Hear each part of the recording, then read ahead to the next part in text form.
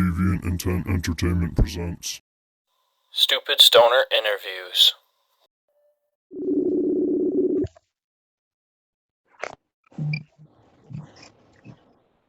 Yo, Hello. how's it going? It's going great. How are you today or tonight? Or Very good, man. I appreciate you being on the show tonight. I couldn't show more appreciation. I honestly couldn't right now, man. This is a great honor. Hey, it's a pleasure, man, to be here. Heck yeah. So let's get into this. Tell us a little bit about yourself. Name on and off stage. Uh, what kind of hobbies you have outside of music, what you do with your life, things like that. Well, so I rapped as Killa C for a couple of decades now, but I don't do it full time like I used to. I do it when I'm getting a lot of feedback. It's really hard.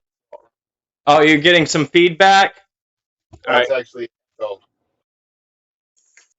All right. How about now? I think that's a lot better. All Can you right. hear me okay?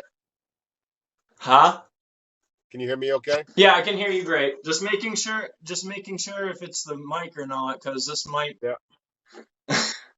So, anyways, yeah. So I started rapping back in 2000, and I did that for quite a while, and had quite a bit of success, and did a lot of things. Had a group project with Liquid Assassin called Grave Plot. Did some things with Strange Music, a lot of that. And but several years ago, I decided to kind of turn my life around because I had a lot going on, and I was not headed in a good direction.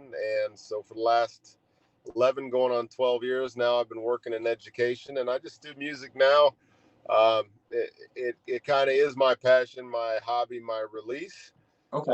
It's not something that I actively pursue as a career. I do it for me, and for the people that want to hear it when everything aligns, and it makes it right for me to do so. Definitely. And I gotta say, I definitely appreciate you still doing your music because, man, if it wasn't for a lot of your music, a lot of your music, I probably wouldn't still be here today. Like, I have to tell you that from the heart, man. Like, your music did save me from a really dark place. I appreciate that, man. That means a lot. I mean, I know where you're coming from because I've had some of those conversations myself with other people about my own experience, and I as I kind of grew, I started to recognize that I could have a positive impact on people, and that became the goal. Because the music has always been a reflection of where I'm at in life, and I was in a pretty dark place for a long time, and I got there to the point where I was ready to go myself. Yeah. Definitely understand. I definitely can relate, and I thank you for that feedback, and I'm glad you're still here. I must say, No. I got to play a small part in that. Uh, but I mean, it's a blessing to be able to be there for people, man, for sure. Definitely. I gotta ask on a more personal tip. Were you at the gathering of the Juggalos in 2015, wearing a Shaggy Two Dope rubber mask by chance? Nope. Okay. Somebody was definitely fronting as you then. Yeah. No, I was at the first 6 gatherings, Okay. and then LA and I went and performed at the 8th gathering together, and that was it. I haven't been back since the 8th. Oh wow. So, Oh wow. It's been a while then. yeah, it's been quite a bit. Yeah, so that would have been 2000. The 8th one would have been in 2007, so 16 years or so. Yeah, it's been a while, and I'll say a lot has changed, and not for the good, unfortunately. But that's too bad. But I mean, I don't know. I got a lot of love for the Juggalos. It's Oh, not absolutely. not going to the gathering, and that scene is not something that is something I'm interested in doing. I Like get that. I got nothing but love for the people that do. I mean, I did that. Like I said, I went to the first 6, Yep.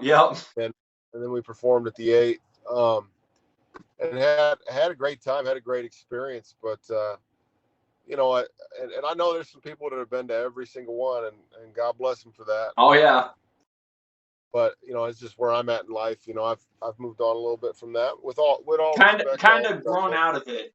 a little bit, Yeah. It's it's a different thing. You know, I'm glad I got to experience what I did Oh, definitely. for that. You know, it was definitely a journey, and I know a lot of people are still on that, and that's cool. But like I said, a lot of love, and that's all I got for them. Heck yeah. So how I usually do the interviews, I approach kind of more personal topics, not like, oh, so tell us about like your worst moment. Oh, I mean, there is a question kind of like that, but we're not going to dive into like too personal, you know what I mean? And then we're going to get more into the music a little bit. You actually answered a lot of the music questions already, actually. So that helps a lot right there. Um, to start off with the personal questions, what's your favorite food, song, and place to be? You said favorite food. Yes. I really like Japanese food. Okay. Um, you know, Japanese food's the bomb. I really enjoy that. Favorite song? Like you were trapped on an island, had one song to listen to for the rest of your life. See, with me though, like I go in spurts where I'll be like, I want to hear that song, Right. and so I'll go and buy the album and I'll listen to it until I'm sick of it. Because I don't do no streaming. I mean, as an artist, I can tell you when you stream, you're ripping off your artists, right? Okay. Like, so I don't stream anything. If I'm gonna look up somebody's music, I just buy the album. I don't even buy songs. Buy the And sometimes, album. sometimes that'll come back to to bite you in the butt because like so like there's that old song "Smoking in the Boys' Room." Yep. You heard that? And that song is tight, right? Like Oh, heck yeah. "Smoking in the Boys' Room," It's a and like the classic. song, it's dope. But if you buy the album, the rest of the album is trash. You know, like there's nothing on it. And like the most recent album I had just bought was by the Proclaimers, and it's because I wanted to hear the song "I Would Walk 500 Miles" because Okay. I've had that in my head for a while, and I never heard any of their other music. And actually, the album is not bad. The Oh, album is wow. not, yeah. So I've listened to it a few times. It's not like one that I have on repeat the whole album, but that song is a lot of fun because it's like wholesome devotion to a beloved. You know what I Oh, mean? And that's yeah. that's that's good stuff. And it's Uh, about going the distance. yeah. Yeah. Yeah. Heck yeah. So my favorite song is kind of a moving target, to be honest. Okay. Like lately, you know, my son has been wanting to get into some '90s stuff, so I've been re-downloading some of the old stuff that I used to listen to. We've been listening to some Bone Thugs, you know, Okay. um, and a lot of stuff like that. But I don't know if I had to pick one song that I was gonna play over and over again, it'd be Tom Petty's "Wildflowers." Oh, heck yeah. The fact that you just said Tom Petty anything, that was a great choice. Well, I'm still sad that he's dead. Like every time his songs come on, every time I think of him, um, I'm still sad that he's dead. You know, Oh yeah. I got to go see him perform at the Gorge Amphitheater in Washington State back in, it was either 2007 or 8, might have been 2008, right around then. And I'm really thankful that I got to see him there because like lifelong he's been one of my favorite artists. And that album, that I mean, I've got all his albums on my iTunes, and I listen to him a lot. Heck yeah. But that Wildflowers album is one of a few albums that I can listen to over and over and over again without getting sick of it. You know, it's just soothing. It takes me to a place in my childhood where, like, life wasn't good then, but I would put that CD on, because back then it was a CD. Right. I would put that CD on and it would make me feel better, right? So, like, whatever I was going through, listening to Tom Petty always made me feel better. And if I was feeling okay anyways, I would put it on and sleep to it at night. Heck yeah. And because, you know, we used to hit repeat all on the CD player and listen to music all night. And so now, you know, I'm in a much better place life wise, but it takes me back to this place of happiness from my childhood that came from the music, if that makes sense. Kind of like nostalgia. Yeah. Okay. Yeah.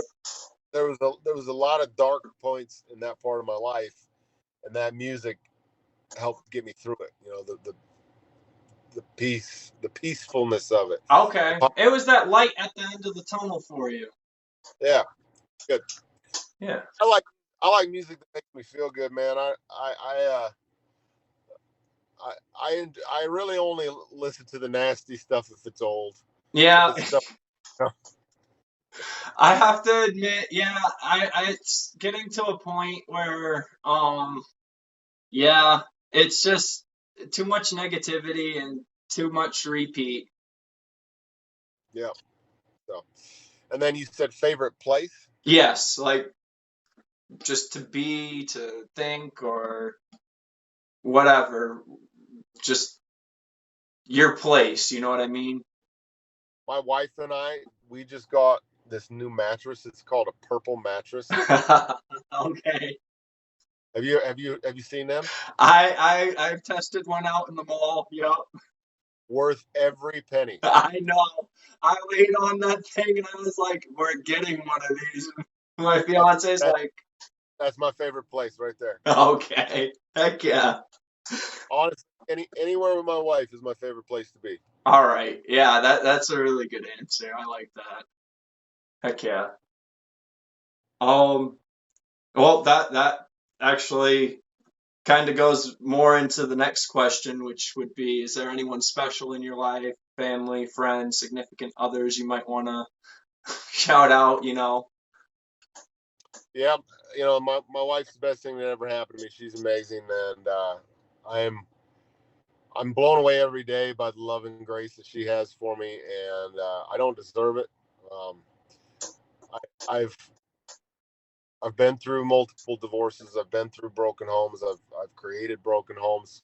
Been through a lot, and you know, the type of love that I get from her is the type of thing that you know, fairy tales are made of, and I don't deserve it, but my life is so much better with her, and I can't imagine life without her. Heck yeah. Heck yeah. And that kind of thing is rare in today's world, unfortunately. I think a lot of people need that kind of love in today's world, honestly. Absolutely, I know I did. Yeah. My life a lot, so I honestly 2 years ago I met my fiance and I'm not looking back. I'm good. not looking back, man. Like all that stuff in the past, that's where it is, and that's where I'm leaving it. Absolutely, that's good. Heck yeah. Heck yeah. Um, this next one actually kind of goes more into ink. Obviously, you have tattoos.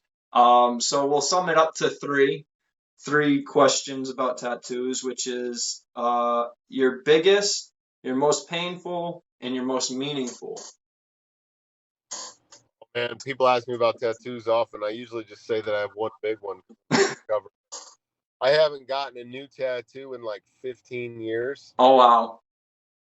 The biggest one I have, I think, would have to be my Dark Lotus cross that I have on my back. It goes from the bottom of my neck all the way to my ass crack. Oh damn. And the The only place that I really thought, there's two places I thought were painful: the ribs and the stomach. Ooh, yeah. There were a few places on the spine that hurt a little bit, but like when he'd be working on my arms and legs, I literally fell asleep in the chair. I just got used to it, man, because I would go in for like 8-hour sessions, and just Yeah. get I'd buy the tattoo orders for a day. Heck yeah. And what was the other question? Biggest, most painful, and your most meaningful. Honestly, like, full disclosure, none of them really mean anything to me anymore. Okay. And like, I don't have anything against tattoos. Obviously, I'm covered in them. But if I could wash them off, I would, because it's not who I am anymore as a person. You know what I mean? Right. Something I have to. I mean, I work in education. I have a doctorate degree now, dude. Right. I've got 4 degrees. And that's amazing. Congratulations And on that, man. thanks, but it's something I have to overcome, and so I have to put blinders on and ignore how people see me with first impressions, Right. because I can't hide it. And so I've just chose to live in the open with that. That's part of my reality. And I mean, I'm not a victim. I mean, it's all stuff that I chose. Right. But I lived the life of a gangster for many years, Yeah. and I didn't give a fuck about anything. And everybody that knew me knew that. Yeah. And so my body looks like that, and that's just not who I am. Yeah. And so that's just not representative of who I am anymore. Thumbprints of my youth, not who I am, but who I used to be. So when a topic comes up, that's what I say. I mean, I'm not bitter about it. I'm not resentful. It's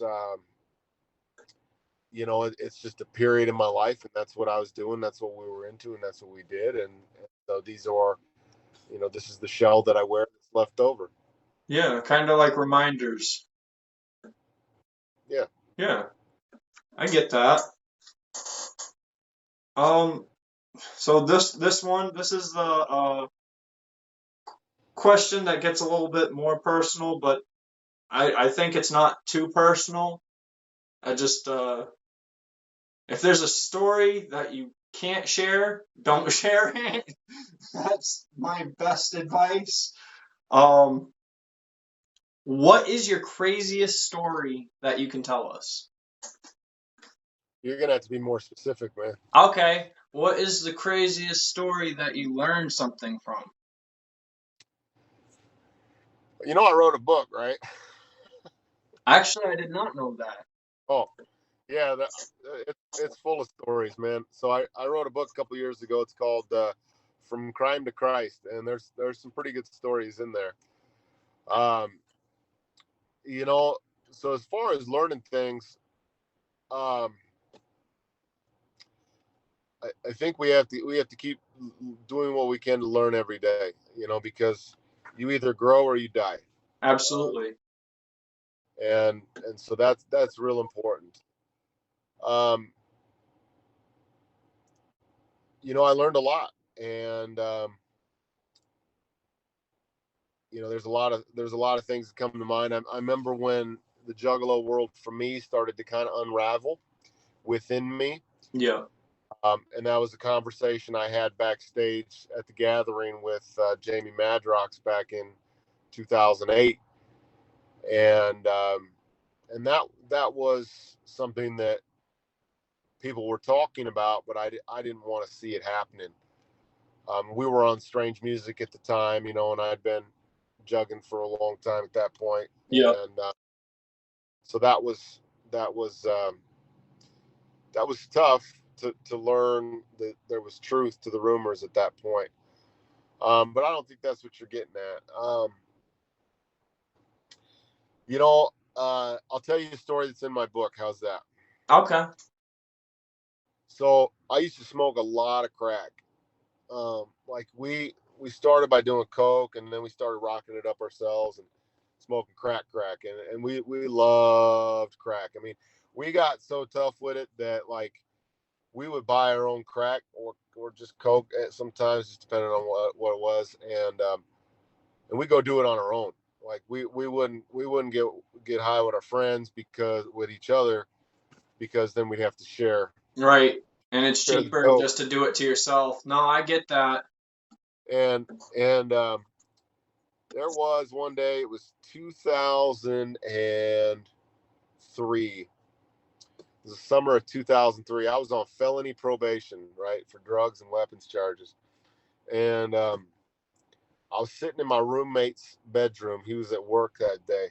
I was sitting in my roommate's bedroom, and I was smoking crack on the floor of his bedroom. And I remember thinking in my head, like, yeah, you won't get caught smoking crack because you're in Jose's room. Shit.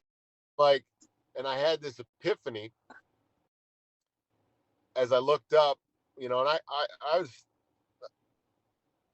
pretty close to all the way through about a quarter ounce at that point. Oh, fuck. I had, when I looked up, and it was at eye level with the front window of his bedroom, which is where the front steps were that went right to our front door. Yeah. And so if my PO would have came over, she would have walked right past that window, looked at me sitting there with a plate of dope, smoking crack, and then I'd have been off to prison. Yo. And I had this epiphany that in that moment I was like, holy shit, I'm a crackhead. And that's crackhead thinking right there, right? Yeah. Like there's no logic. And the very next thought that I had in my head was my daughter, who was with her mother at the time, she was almost 1, and she just turned 21 actually. But my very next thought was the female version of what I was at the time, and that I didn't want her to be that. No, absolutely. And so I broke down in that moment, man. I prayed to God. I said, look, I can't give up much else, but I'm going to give up this. And on that day, I gave up powder drugs. And I mean, I was high as a kite. I still flushed at least a teener, maybe damn near an 8-ball down the toilet. And I haven't touched powder drugs since then. Now, dude, I went on attack and did a shitload of ecstasy and a bunch of other stuff, but I didn't do powder drugs. dude, that's amazing. That's amazing still. Rest in peace to my sister's fiance. If it wasn't for him, I'd probably still be addicted to crack cocaine. He woke up one day and he's like, dude, we're crackheads. Like, you need to stop working with Gypsy. And I'm like, dude's nickname was Gypsy. That right there should have been a red flag.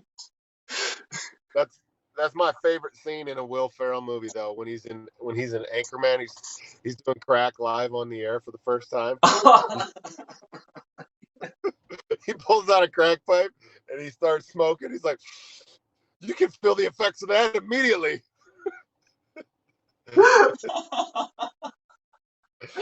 Oh, yep.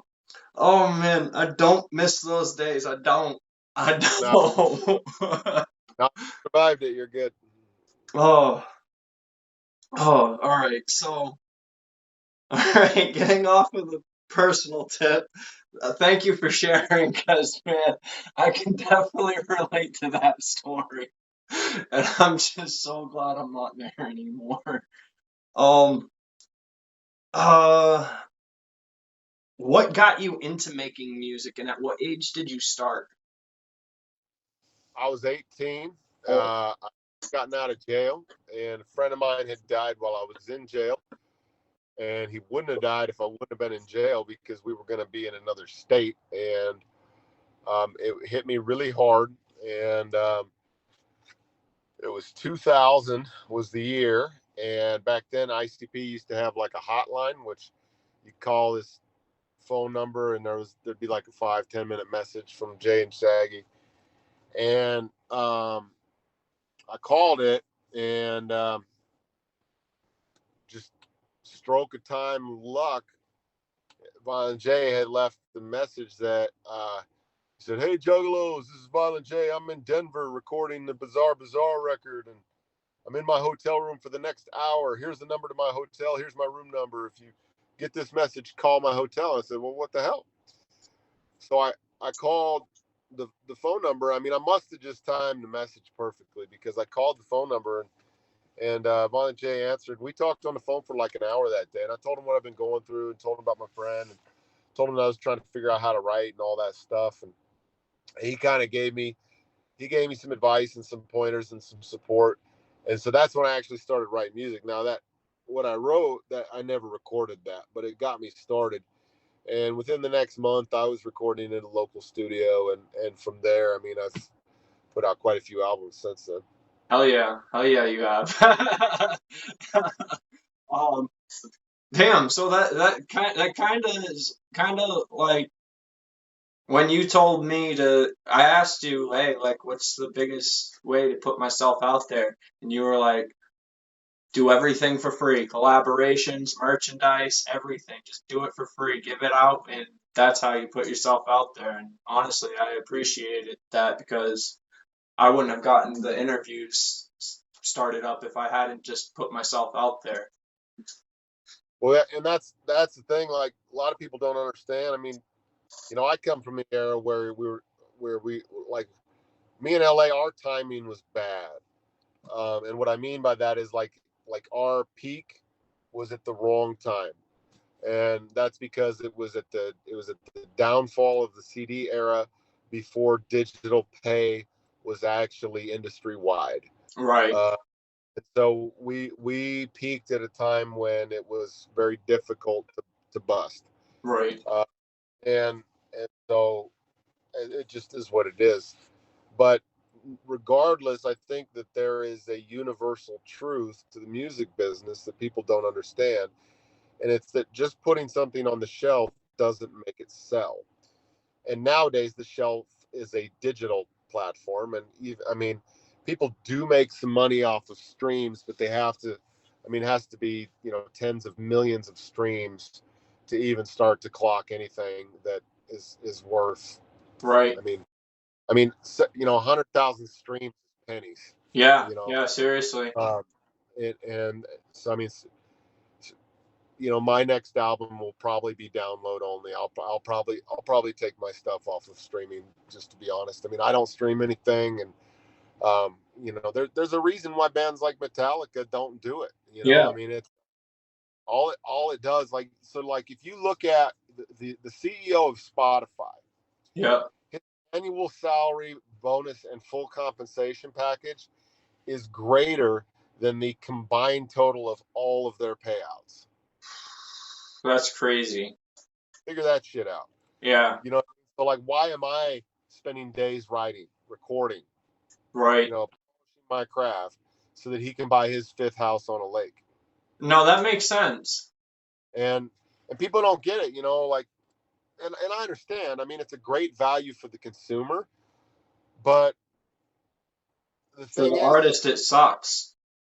if let's say you're going to go to the grocery store and you want to buy steaks, but you tell the butcher at the grocery store, look, man, I only got $1 for them ribeyes, and he's like, man, these cost me $7, but okay, I need to sell them here. Like, he's not going to be in business anymore by selling you steaks for $1. Right, And that's, I mean, but when you're paying for a streaming service, you might pay $10, but you end up consuming $100 worth of music a month. What happens is the artist is getting ripped off, and you're paying a fraction of what you should pay for the music. You don't own it, and the majority of what you pay goes to that fat cat, who he's just an executive who's just pimping everybody that's willing to put their name out there. That being said, if you're a new artist and you're trying to get your name known, then you want to put it on all platforms. You know, go ahead and stream it. You want to give as much away as you can. You want to do all of that, because, like I said, you know, putting it on the shelf doesn't make it sell. But I'm not at a point anymore where I'm trying to make a career of it. right. You know, I did that, and you know, that part of my life is over. So now I do it as a release for myself, and also for the people that are still paying attention. Right, and I'm sure you have your loyal fans that have been listening to you over the years. I mean, take me for instance. I never stopped. Your sound changed a little bit, but not much because if you actually go back to even Tainted Flesh, there's You're talking about Jesus Christ and Torn. Just saying. Just And that's saying. what I was struggling with. I mean, I was struggling with a lot A, of that. You a know, I lot. was out.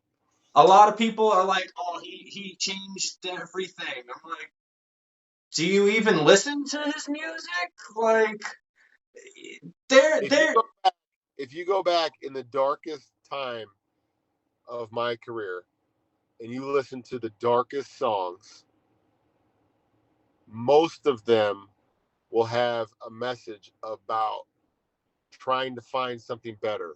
Right. Yeah. No. And that's the thing. Like, people don't realize, like, they just hear the dark stuff and they think, oh, he's just this wicked-minded person, and it's like, no, it's much deeper than that. So for me, it's like the struggle has always been really real within me, because the best way I can describe it is I struggle with this reality of knowing both God and the devil. Right. And I have no love for the enemy, right? I've got none. Um, but I did his work and I knew him intimately for years, right? And that Right. doesn't go away. You know No. what I mean? It's kind of like trauma. When it happens, it's ingrained in you. It's always a part of you. You wear it and you know that it's there. It's in the back of your head at all times. And so the evil that I have been a part of in the past, that I've known, that I've seen, that I've witnessed, that I've perpetuated, all of that, like that stuff still haunts me in my presence, in my person, in my heart, in my mind, in my soul at times, even though that's not me. Right. And that's really hard. Um, and in the earlier days of my career, I leaned into that dark side, but I still knew that God was there trying to pull me out of it. So you saw more of the dark side then. Now it's not that way, except the new album that I am almost done with. I only have one song left to record for it. There's actually quite a bit of dark stuff on it, and I don't know if I'm going to put it out. Well, hey, I if it have if if it gets put out, a lot of people will be like, "Whoa, wait, did he really just go back to revisit that?" Like, there's some stuff on that I've recorded in the last year that blows everything on Tainted Flesh out of the water combined. oh wow, oh wow, um, that's pretty heavy, I've man. I've got a collaboration with Buckshot done. I've got Cut Calhoun's on the record. I got Liquid Assassin on 2 tracks. Uh, Wait. So you are still in talks with Liquid Assassin? yeah, that's my boy. Hell yeah, that's awesome. Hell yeah. All that, like, it's funny. Like, we stopped doing Grave Plot because I went to college to become a teacher, Right. right? Like, I stepped away from the music business. He continued in his solo career. That's it. That's the story. There's never been any beef. There was no drama. There was no breakup. But like Yeah, there the was a internet, lot of rumors. oh yeah, and they're all bullshit. Like LA and I have always been good, man. Like, That's good to you know, know. yeah, there's never been a problem. No, so we're solid, man. And life is good. No, I got nothing but love for him. It's always been that way, and it goes both ways. Hell yeah. Uh, People just assumed and wanted to assume, and they were wrong. Yeah. It's kind of like the what's his name? The guy from Blue's Clues, Steve Barnes or something, where everyone thought he died, and now he's talking about mental health because of how the rumors affected him and stuff. Like, he's like, I'm not dead. Like, Like, thing about rumors is, if I know the truth, I don't care what people think. You know what I mean? Like, if you want to believe something that's false, then fuck off. yeah. I mean, that's how I've always felt about it, and I've been rooting LA on for years, man. When he puts out a record, I buy it. I talk to him about it. I might even be one of the first people to buy his stuff when it comes out. I love that dude, and we don't talk every day or nothing like that, but I mean, it's every couple of months we get on the phone and chat, and catch up, and he tells me how his daughter's doing and all that good stuff. And it's our lives moved in different directions, and they Yeah. needed to. I mean, I wouldn't be alive anymore if I would have stayed in where I was at, It- and that's because of what I had to do to keep it going. I couldn't do that anymore. right. No, I get that. I get that. Um, yeah.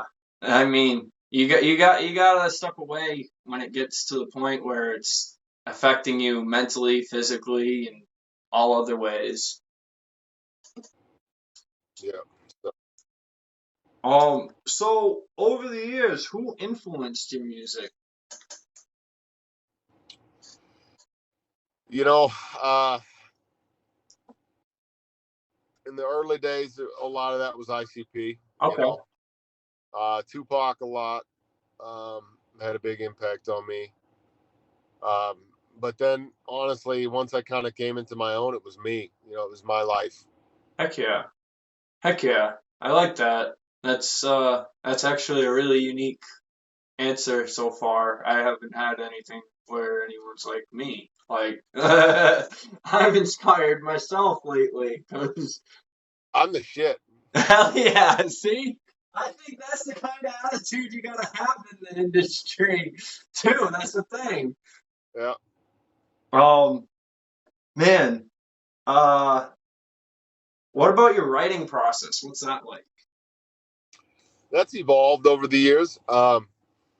Like I used to do it all at the studio. I Okay. mean, like I actually like the song Garden Snakes with me and Tech. We wrote that in my car outside Chapman Recording. Tech and I did. Oh shit.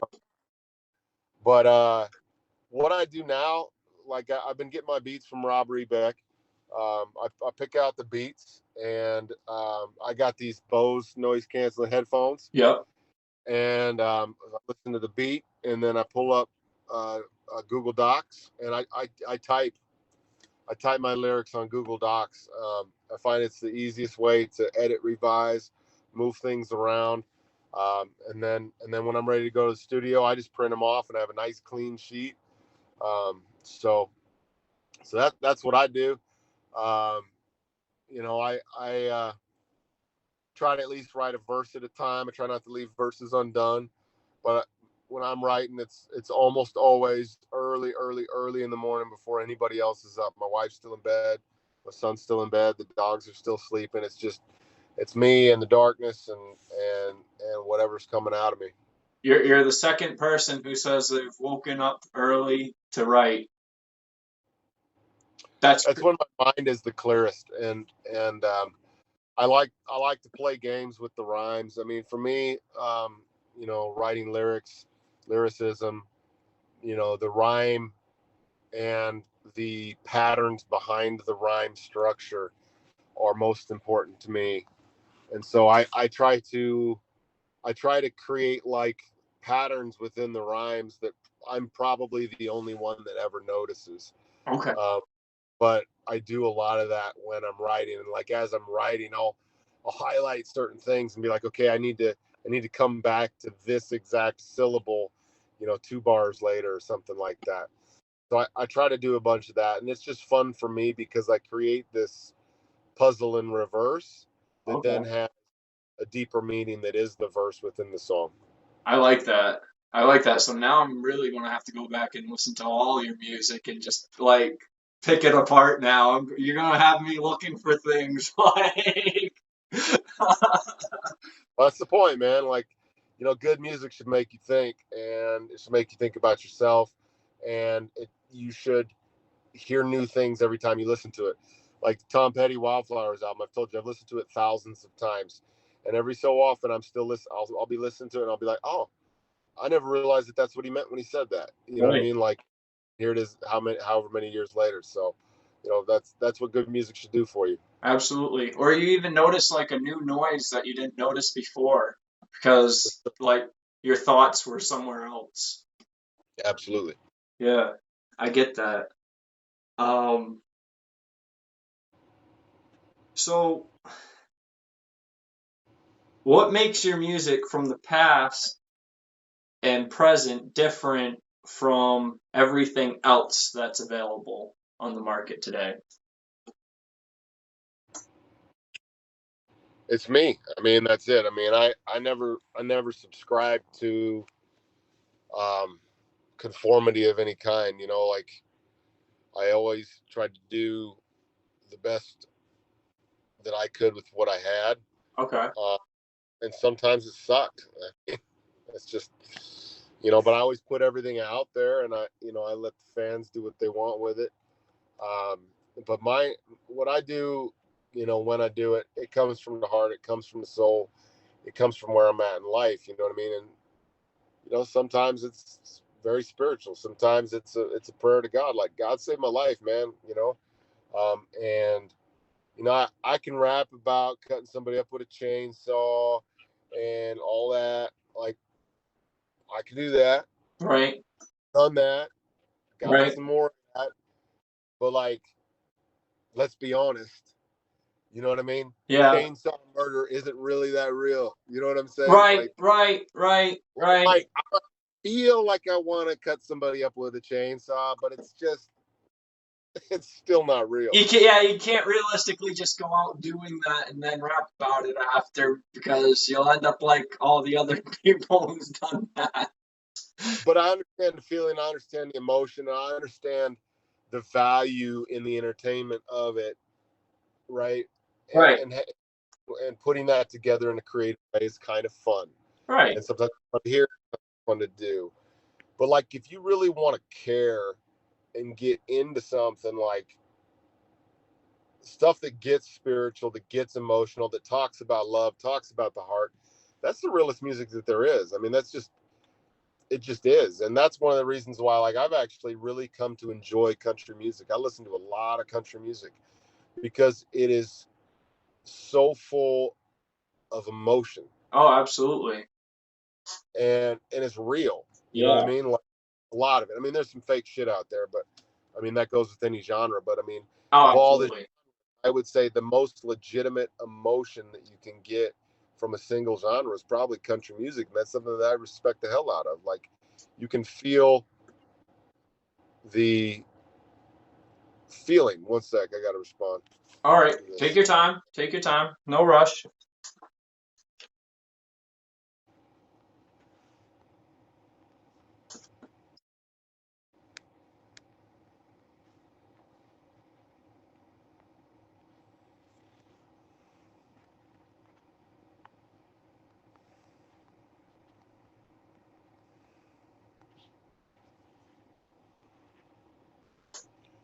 So, anyway. Yeah. No, I definitely get that. There's a lot of I like the older country music, honestly. The stuff that my grandmother would play for me when I was like a kid and stuff, or like play on her guitar. Uh, So, like, I like Kenny Chesney. And my wife turned me on to that when we first started dating. okay. She grew up listening to him, and I'd never heard of him before. And we actually got to go to one of his concerts last summer, and it was amazing. Very talented artist. He's fun because, like, he sings a lot about love, and he sings a lot about partying. Right. And he's half the year on an island just drinking his ass off. and so that's fun. And the old country too. I mean, it's got soul in it, Oh, and that's fun. definitely. I don't like the poppy stuff too much, but shoot, even Morgan Wallen. I mean, he's got a lot of good music too. So, I don't know really many artist names. Like, I turn the radio on, I just listen, or my wife plays it, and I'm like, yeah, I like that. Right. Yeah. So. Yeah. No. Just to name two, I think Willie Nelson and Johnny Cash isn't really country, but dude, I love Johnny Cash. I'll tell you how I feel about Johnny Cash. Johnny Cash was a rapper before rap was a thing. And the closest that he could do to fit into a genre was country music. That's my position on Johnny Cash. I think if you were to take him and have him be born in today's era, he would be a rapper. And if you look at it, like, and I love Johnny Cash, I love his music, I love it, but like, and he'd have some dark stuff. right, he had some dark stuff, but like he had a lot of lyrics. Oh right? yeah, So a lot of meaning too. rap. and a lot of meaning, but also couldn't sing for shit. Um, and I know people are gonna be mad that I said that, but like, if you go listen to him, like, he sings like I sing. Like, I mean, he's better than me. I'm not gonna say I'm better than Johnny Cash, but like, he doesn't have a singing voice. Right, The right. quality of singing wasn't what made him Johnny Cash. It was his persona. It was how he did what he did. It was his lyrics. And so that's why I say, like, if rap would have been a thing when he was around, he would have been a rapper. He wouldn't have been a country singer. Right, right. It's almost like he kind of started hip hop. I wouldn't give him credit for that. That goes to Sugar. That's Sugar Hill. All right, All so day. that's too much. Too much. All right, too much. All right, all right. Um, now you said you get your beats. Do you do the mixing and mastering yourself and like everything else? No, I have Rob Rebeck do that. Okay, okay. Hell yeah, hell yeah. Uh, this one is actually going to be an interesting one because you said you're going to be taking your music down from streaming. So where can we find your music if we want your music? Well, right now I still have several albums that are available on all platforms. About a month or two ago, I took down a lot of my old stuff again, Yeah. and that was because it was starting to interfere with some of my employment issues. Understandable. And Understandable. so if I were to re-release that, it would only be on download. I wouldn't put that on streaming. And my next record, when that comes out, will only be on download. It'll be everywhere you can download, everywhere you can purchase the music. I think. And my take on it at this point, and again, this isn't me, someone trying to promote or start or jumpstart a career. Right. This is me saying, I've done that. If you want my music, pay for it. Yeah. And I think that's fair because, like, I don't get beats from Rob Rebeck for free. Right. I don't Exactly. I don't get free studio time. I don't get free mixing, free mastering. Shoot, I mean, it even costs me money to upload them to be downloaded. Right. And so I think that's where I'm going to be. Honestly, I think I'm going to go the way of Metallica there and just say, you know what? If you want it, buy it. Okay. Otherwise, So where could we buy physical copies like CDs or vinyls or cassettes? I do sell the CDs on my web store, KillaCisback.com. All right. But I mean, CDs are such a small part of the market anymore, or anymore. Like, it's just, I mean, they're all but gone. I mean, all the CD stores are closed. And there used to be one on every corner, man. I Yeah. mean, CD stores used to be the coolest thing. Yeah. The And only ones left are like that FYE. we had CD Warehouse, we had Ernie Novembers, we had Hastings, we had all those, and I mean, it was so fun, like, you'd go to the CD store, you were looking for something, but you'd buy something else, and it was Yo. just so exciting to get music like that, man. And now we live in this consumer culture that Just gimme, gimme, gimme. it's taken a lot of the value out of the product that the artists create. Absolutely. Now it's about clips and sound bites, and the consumer culture that we live in, and I see it with our students every day, is kind of scary because it's like 7-second clips. I mean, kids today really struggle to keep attention for even short periods of time Oh, because everything's at their fingertips and they can just don't like it, don't like it, don't like it. Oh, that's cool, but I'm done with it. Don't, and they oh, just, absolutely. yeah. Absolutely. And I mean, I take students all over the world. In fact, we just took 47 people to Spain and Portugal this month, a couple weeks ago. That sounds like And a lot of fun. I never had an issue with the kid before this trip. I've done 4 of these, and I've taken kids to Italy. I've taken kids to England, New York, Spain, Portugal. Never had a problem with a kid. I had one kid on this trip, 2-week trip, refused to do anything, refused to go anywhere.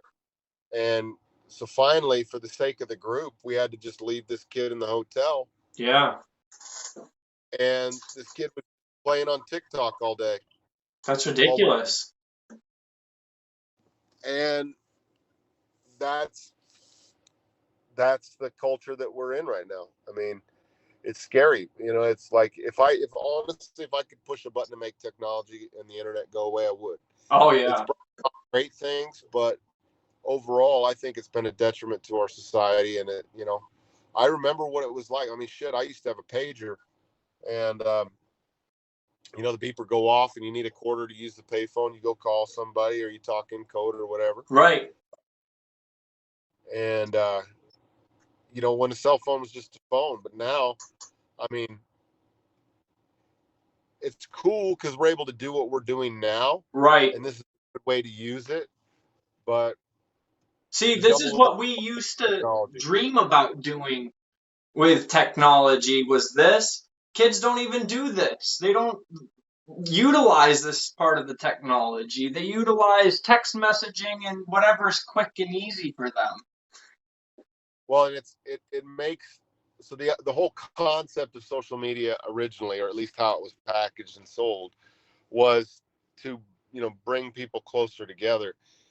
But it actually, I mean, while it does make it easier for me to communicate with you across several state lines and all that, it doesn't bring people closer together because people are opting for this as opposed to actual genuine human connection. And we see it so often Oh, that kids absolutely. have no ability to interact with people on a meaningful level in person.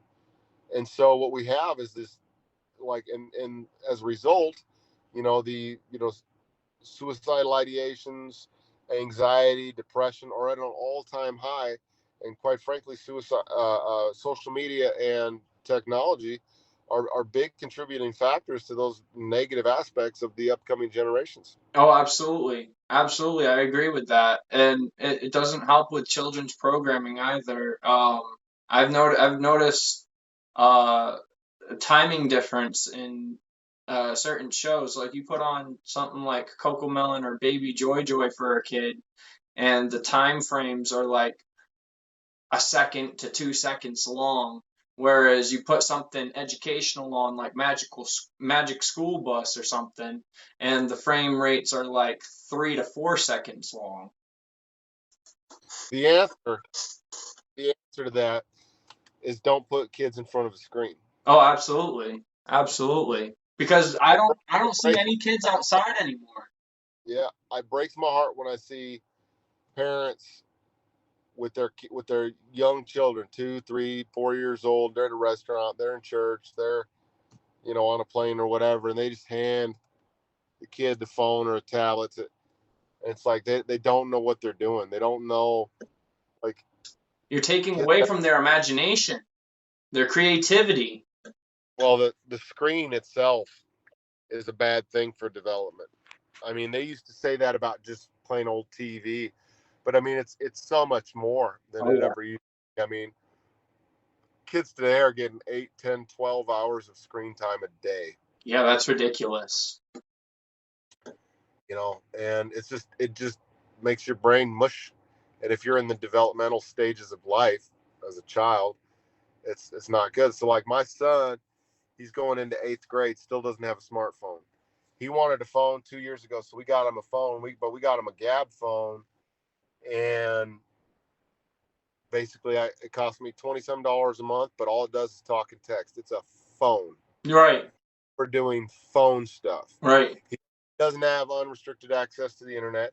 We don't have any video games in the house. I mean, it's just not good stuff. And I mean, there's plenty of shit I do wrong. So trust me, I'm not like saying I'm a saint as a father by any means. Oh, trust me, I But get that. I get that. I mean, but if I were to have another kid today, yeah. um, I would say that that child would not see a screen for years.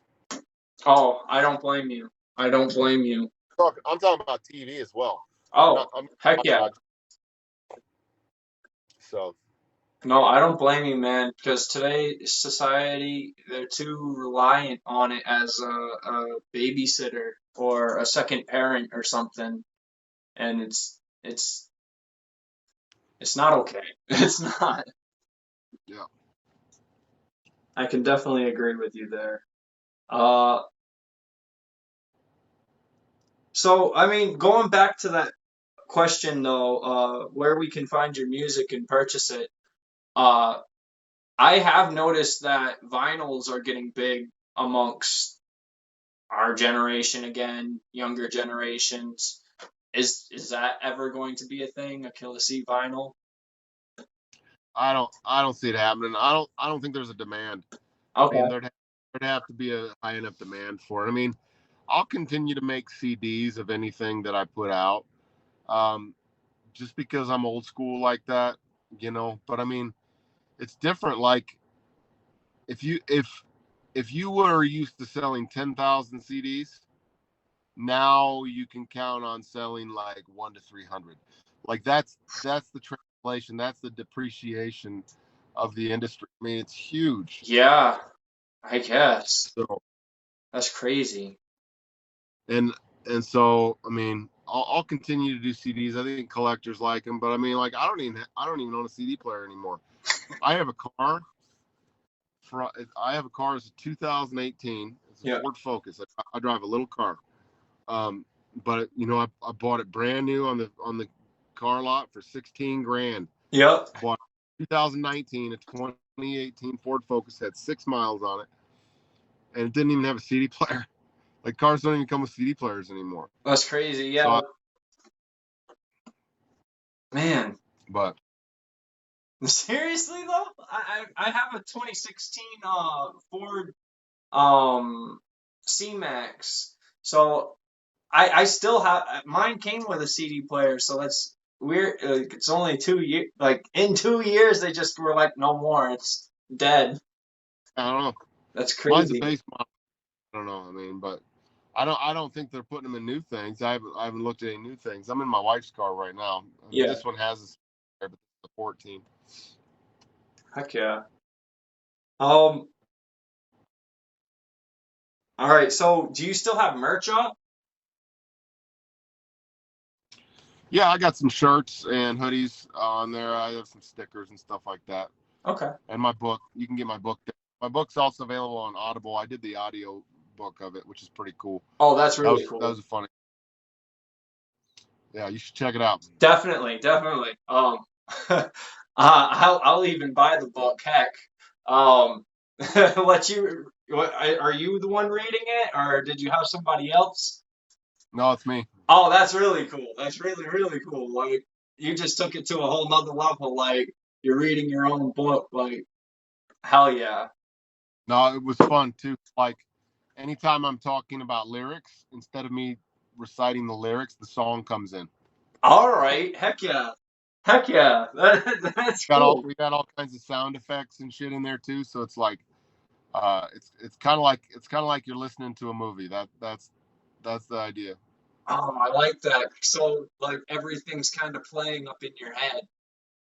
Oh, yeah. See, that's really cool. I like that. I really like that. A lot. I honestly think a lot of people need to take some notes right now, like when this gets posted up. Honestly, because that's really cool. Yeah, it's Oh, called Christ. You can get it anywhere you get books and audiobooks. all right. Uh, what are your current projects and release dates? You're talking about that one album. You said that you might not release. The album that I've got 12, 13 songs done. It's called Thug Poetry, and I don't have a release date, and I don't have any answer for you on that because, um, like I said, you know, I some of my old content started to affect me in employment circles, and so it caused me to take a long, hard look at where I was with that, and Yeah. so I just don't. I can't answer that right now. Okay. Understandable. I definitely think that no matter what, people will still be looking forward to future music by you because, man, you definitely made an impact on not just the Juggalo scene, but rap music in general. Like, making such a dramatic shift, as people would say. Like, it, you definitely come a long way as an artist, that's for sure. Well, thanks, man. I appreciate that. I do got to jump here in a minute, though. All right, yeah. So, we'll just skip to the last three questions. Okay. All right. How long do you see yourself doing music for? Well, like I said, because I do it For yourself? part, I think it will always be a part of me, and I think I will always release music. So I have no, I mean, it's something I enjoy doing. I enjoy the creative process. I got asked. I'm not booking shows anymore, and I don't know that I will again.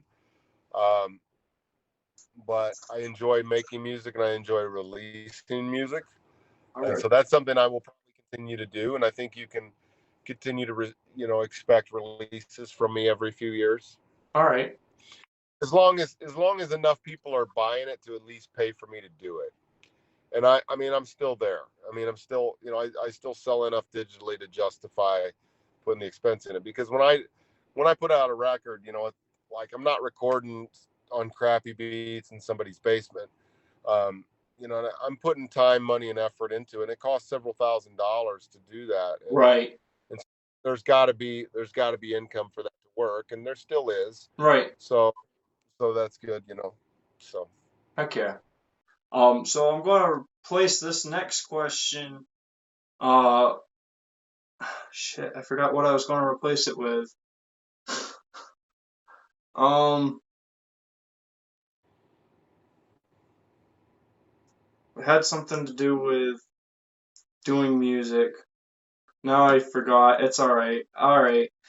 We'll just go on to if you had three wishes, what would they be?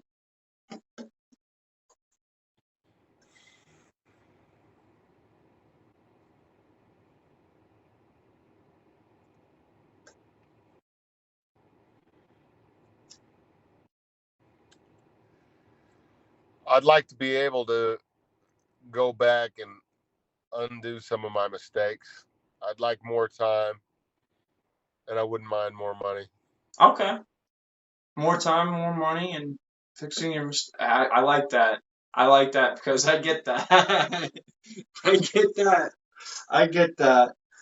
Um, oh man, I really wish I could remember that last question because now it's gonna bug me all night. Uh, but man, I appreciate your time. Thank you so much for doing this interview. Uh, Maybe we can do it again in the future. When you So, have another project or something to announce, like, hey, I'm doing another release. Oh, I remember the question. Okay. okay. Yes. Is the rumor true that you came up with the name Whoop Whoop Worcester?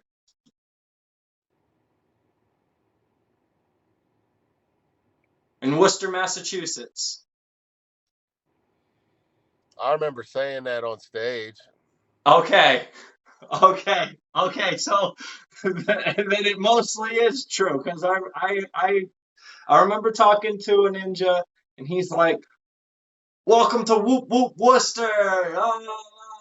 I'm like, "Whoop Whoop Worcester? Like, who came up with that?" He's like, "Killa C came up with that." I'm like, "Damn, Killa C came up with that?" He's like, "Yeah." I'm like, "I'm gonna have to ask him one day." Yeah, I'm not going to claim that I was the first one to say that, but I remember saying that on stage for sure. Okay. That's pretty cool. That's pretty cool because everybody goes around saying whoop whoop Worcester nowadays, and you're the one that gets the credit. All right, I'll take it. Yes. So, again, thank you so much for being on the show.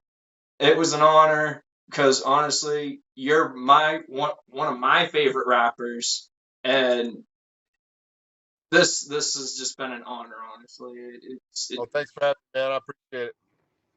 All right. Well, you have a great night or day or later, man. Peace.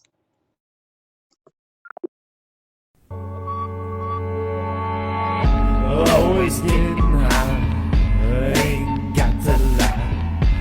Always getting high, smoke, dope, choke. If you wonder why I'm always puffing on the marijuana, let it go, just fuck off if you don't even wanna talk. Roll another joint, get high, past the point of no return. Yeah, we gon' burn for the sins we earn. I thought you learned, it ain't me I'm talking to, it is you. You fucking with the wrong fucking dude. I don't give a fuck what the fuck you gonna do. I need a blunt or a few because I'm always getting high. Ain't got to lie. Always getting high. Smoke, dope, choke. If you wonder why I'm always puffing on the marijuana, let it go, just fuck off if you don't even wanna smoke. STC. Always getting high, ain't got to lie. Always getting high, smoke, dope, choke. What?